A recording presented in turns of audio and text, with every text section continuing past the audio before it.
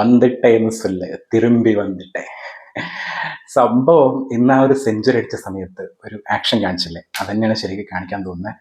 ഭയങ്കര സന്തോഷവും, എന്താ പറയാ, ഈ ഒരു മൊമെന്റിന് പറയാൻ വാക്കുകളില്ല. അത്രയും അത്രയും സന്തോഷത്തോടു കൂടിയുള്ളൊരു മാച്ചായിരുന്നു ഇന്ന് കണ്ടിട്ടുണ്ടായിരുന്നത്.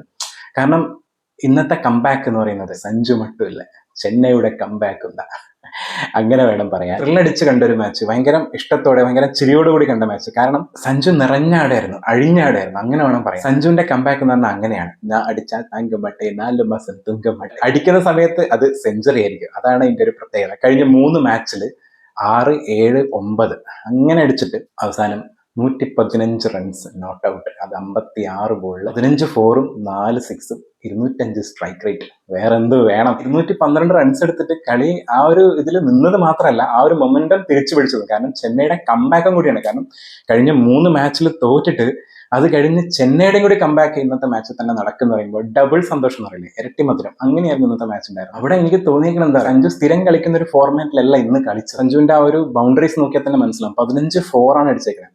അവിടെ തന്നെ മനസ്സിലാക്കാം ആ ഒരു കളിയുടെ സ്റ്റൈൽ ഇന്ന് ഡിഫറെന്റ് ആയിരുന്നു. അതുപോലെ തന്നെ പാർട്ട്ണർഷിപ്പുകൾ നല്ല രീതിയിൽ ബിൽഡ് ചെയ്തിട്ടുണ്ടായിരുന്നു. പ്രത്യേകിച്ച് ഓപ്പണിംഗിൽ ഗൈക്കോഡിന്റെ കൂടെയുള്ള ഒരു പാർട്ട്ണർഷിപ്പ്, അത് കഴിഞ്ഞ് ആയുഷ് മാത്രയുടെ കൂടെ ഒരു ഗംഭീര പാർട്ട്ണർഷിപ്പ്, 100-ന് മേലുള്ള ഒരു പാർട്ട്ണർഷിപ്പ്, അത് കഴിഞ്ഞ് എഗെയിൻ ശിവൻ ഡുബെ വന്നപ്പോൾ ശിവൻ ഡുബെയുടെ കൂടെയും ആ ഒരു ഫൈനൽ ഓവറുകളിൽ ഒരു പാർട്ട്ണർഷിപ്പ്.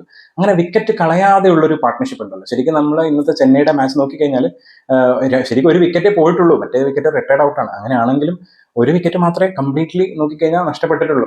അത്രയും നല്ലൊരു സ്കോറിൽ 212 സ്കോറിൽ ചെന്നൈക്ക് ഇന്ന് കൂളായിട്ട് അവിടെ എത്താനും പറ്റും. സ്ട്രോങ് ബാറ്റിംഗ് ടീമാണ് ശരിക്കും ചെന്നൈ. മാച്ചിലൊക്കെ നമ്മൾ പറഞ്ഞുകൊണ്ടിരുന്നത് ചെന്നൈയുടെ ബൗളിങ്ങിനെ കുറിച്ചാണ്. അപ്പൊ ഇന്നത്തെ മാച്ചിൽ ആ ഒരു ബൗളിങ്ങിന്റെ പ്രശ്നങ്ങളും കുറച്ചൊന്ന് പരിഹരിച്ചു എന്ന് വേണമെങ്കിൽ പറയാം. കുറച്ചല്ല, അത്യാവശ്യം തന്നെ പരിഹരിച്ചു എന്ന് പറയാം. കാരണം ഇന്ന് ബോൾ ചെയ്ത സമയത്ത് ജേമി ഓവർട്ടൺ ആള് വെറുതെ വിക്കറ്റ് എടുക്കൽ മാത്രമല്ല, 4 വിക്കറ്റ് എടുത്തു. ഓക്കെ, 4 വിക്കറ്റ് എടുത്തതിനേക്കാളും ഭയങ്കര ഇമ്പോർട്ടന്റ് ആയിരുന്നത് 18 റൺസേ വിട്ടുകൊടുത്തുള്ളൂ 4 ഓവർ ചെയ്തപ്പോൾ.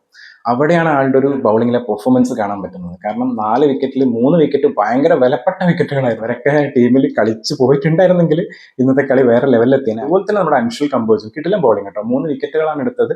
പക്ഷേ ആ 3 വിക്കറ്റിനകത്ത് ഫസ്റ്റത്തെ 1-2 വിക്കറ്റൊക്കെ നല്ല വിക്കറ്റുകളാണ്. പിന്നെ അതുപോലെ തന്നെ നമ്മുടെ സർഫറാസ് ഖാന്റെ ക്യാച്ച് ഉണ്ടായിരുന്നു, ഗംഭീര ക്യാച്ച് ആയിരുന്നു. പിന്നെ നൂർ അഹമ്മദിന്റെ ഒരു സേവിങ് ഉണ്ടായിരുന്നു. പിന്നെ 1-2 മിസ്ഫീൽഡുകൾ ഉണ്ടായിരുന്നു. പക്ഷേ നൂർ അഹമ്മദ് വിക്കറ്റ് ഇന്ന് ആദ്യം ഒന്നും എടുത്തില്ല, അവസാനം ഒരു വിക്കറ്റ് എടുത്തത്. ആ വിക്കറ്റ് വളരെ ഇമ്പോർട്ടന്റ് ആയിട്ടുള്ള വിക്കറ്റ് ആയിരുന്നു. കാരണം നമ്മൾ കഴിഞ്ഞ വർഷം 2025 കണ്ടൊരു മാച്ച് ഓർമ്മയുണ്ടല്ലോ, അത്രയും ഗ്രേറ്റ് ആയിട്ട് ഫിനിഷ് ചെയ്യാൻ പറ്റുന്ന നമ്മുടെ അശുതോഷ് ശർമ്മയുടെ വിക്കറ്റ് ശരിക്കും ഇന്ന് 100 എടുത്തത്. ആ ഒരു വിക്കറ്റും ഇന്നത്തെ മാച്ചിൽ ഒരു ഭയങ്കര ഇമ്പോർട്ടന്റ് ആയിട്ടുള്ള ഒരു വിക്കറ്റാണ്. ബൗളിംഗ് ഒന്ന് സെറ്റായ ഒരു ചെന്നൈനെ ഇന്ന് കാണാൻ വേണ്ടി പറ്റി. ബാറ്റിംഗിൽ പറയുന്ന സമയം നമുക്കറിയാലോ, നമ്മുടെ സ്വന്തം സഞ്ജു സാംസൺ, സഞ്ജു ചേട്ടൻ, അല്ലെങ്കിൽ സഞ്ജു, നമ്മുടെയൊക്കെ സ്വന്തം സഞ്ജു, ആ ഒരു നമ്മൾ കാത്തിരുന്ന് കിട്ടിയ ഒരു സെഞ്ചുറി ആയിരുന്നു ഇന്നത്തെ മാച്ചിൽ ഉണ്ടായിരുന്നത്. കാരണം നമ്മൾ കഴിഞ്ഞ ഒരു 3 മാച്ചിൽ ഭയങ്കരമായിട്ടുള്ള ഒരു നിരാശ ഉണ്ടായിരുന്നു. ചെന്നൈ കളിക്കുന്നില്ല എന്നുള്ളത് മാത്രമല്ല, സഞ്ജു ഫോം ആവുന്നില്ല എന്നുള്ളൊരു വലിയൊരു നിരാശ നമുക്കുണ്ടായിരുന്നു. പക്ഷെ അത് ഇന്ന് നമുക്ക് കൺകുളിർക്കെ കാണിച്ചുകൊണ്ട് 115 റൺസ് നോട്ട് ഔട്ട്, അതും ഈ IPL തന്നെ ഫസ്റ്റ് സെഞ്ചുറി, അതും ഹയസ്റ്റ് സ്കോർ, എല്ലാം കൊണ്ടും പല റെക്കോർഡുകളും തകർത്തൊരു മാച്ചായിരുന്നു ഇന്നത്തെ സഞ്ജുവിന്റെ.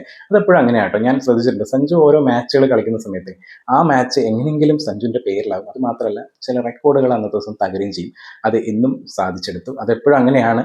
അതാണ് സഞ്ജുവിനെ എപ്പോഴും നമ്മൾ ചില മാച്ചുകൾ കൊണ്ട്, 1-2 മാച്ചുകൾ കൊണ്ട് വിലയിരുത്തുന്ന സമയത്ത് എപ്പോഴും സഞ്ജുവിന്റെ വകയൊരു ബാറ്റ് കൊണ്ടുള്ള ഒരു റിപ്ലൈ ഉണ്ടാവാറുണ്ട്. അത് ഇന്നും ആ ബാറ്റ് കൊണ്ട് തന്നെ റിപ്ലൈ തന്നു.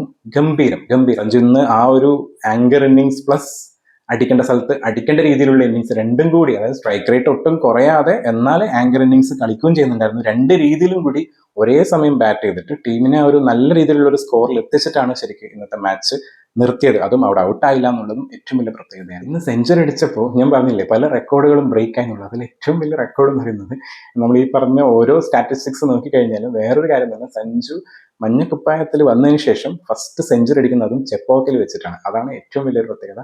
അത്രയും വലിയൊരു ക്രൗഡിന്റെ മുന്നിൽ, അത്രയും ആരവങ്ങളും വിസിൽ പോഡ് അതിന്റെ മുന്നിൽ വെച്ചിട്ട് ആ ഒരു സെഞ്ചുറി അടിക്കാൻ പറ്റിയതും നമുക്ക് മലയാളികൾക്ക് എന്നും അഭിമാനിക്കാവുന്ന ഒരു കിടിലൻ മാച്ച് തന്നെയായിരുന്നു സഞ്ജുവിന്റെ ഭാഗത്ത് ഉണ്ടായിരുന്നത്. സഞ്ജുവിന്റെ ഇന്നിങ്സിന്റെ കൂടെ എടുത്തു പറയേണ്ട ഒരു ഇന്നിങ്സ് തന്നെയാണ് ആയുഷ് മാത്രയുടെയും. ആയുഷ് മാത്രേ 26 ബോളിൽ 55 റൺസ്, കിടിലൻ ഇന്നിങ്സ് ആയിരുന്നു. കാരണം ആ സമയത്ത് ഇവരുടെ ഒരു പാർട്ട്ണർഷിപ്പാണ് ശരിക്കും ടീമിന്റെ സ്കോറിന് അത്രയും നല്ല രീതിയിലുള്ള ബിൽഡപ്പ് ഉണ്ടായിരുന്നു. DC-യുടെ ഭാഗം നോക്കുന്ന സമയത്ത് എനിക്ക് ആക്ച്വലി DC-നെ വളരെ ഇഷ്ടമുള്ളൊരു ടീമാണ്. പക്ഷെ ഇന്ന് സഞ്ജുവിന്റെ ചെന്നൈ കളിക്കുന്നതുകൊണ്ടാണ് ചെന്നൈനെ ഇന്ന് ശരിക്കും സപ്പോർട്ട് ചെയ്തത്. പക്ഷെ DC-യുടെ ബാറ്റേഴ്സിൽ നോക്കിക്കഴിഞ്ഞാൽ അവർ ഭയങ്കര സെറ്റ് ആയിട്ടുള്ള ഒരു ബാറ്റിംഗ് ടീമാണ്. കാരണം പ്രത്യേകിച്ച് നമ്മളെ ബാറ്റിംഗ് മാത്രമല്ല കേട്ടോ, നല്ല ബോളിംഗ് ടീം കൂടിയാണ്. ബാറ്റിംഗ് ബോളിംഗ് രണ്ടും വരുന്ന കറക്റ്റ് ടീമാണ്. അതിൽ ബാറ്റിങ്ങിൽ നോക്കിക്കഴിഞ്ഞാൽ 19 ഡിസംബർ സ്റ്റാർട്ടിങ്ങിൽ ഇറങ്ങിയൊന്ന് നന്നായിട്ട് പേടിപ്പിച്ചിട്ടുണ്ടായിരുന്നു ചെന്നൈനെ. അത് കഴിഞ്ഞ് ലാസ്റ്റിലോട്ട് സ്റ്റെപ്സും അശുതോഷ് ശർമ്മയും, അതിൽ സ്റ്റെപ്സ് ശരിക്കും ഒറ്റയാൾ പോരാളിനെ പോലെ കളിച്ച് ഏകദേശം കളി DC യുടെ അടുത്തോട്ട് എത്തിക്കുന്നുള്ള രീതിയിൽ, ഇനിയിപ്പോൾ ആരില്ലെങ്കിലും സ്റ്റെപ്സ് ഒറ്റക്ക് കളി ജയിപ്പിക്കുന്നുള്ള രീതിയിലൊക്കെ സ്റ്റെപ്സ് കളിക്കുന്നുണ്ടായിരുന്നു. പിന്നെ അതുപോലെ തന്നെ നമുക്കറിയാലോ അശുതോഷ് ശർമ്മേനെ കഴിഞ്ഞ 2025 ഒരു മാച്ചിൽ ആൾ എങ്ങനെയാണ് ജയിപ്പിച്ചതെന്നുള്ള ആ ഒരു രീതിയിലേക്ക് അശുതോഷ് ശർമ്മ കളിക്കുന്ന പോലെ തോന്നിയിട്ടുണ്ടായിരുന്നു. പക്ഷെ കറക്റ്റ് ടൈമിലുള്ള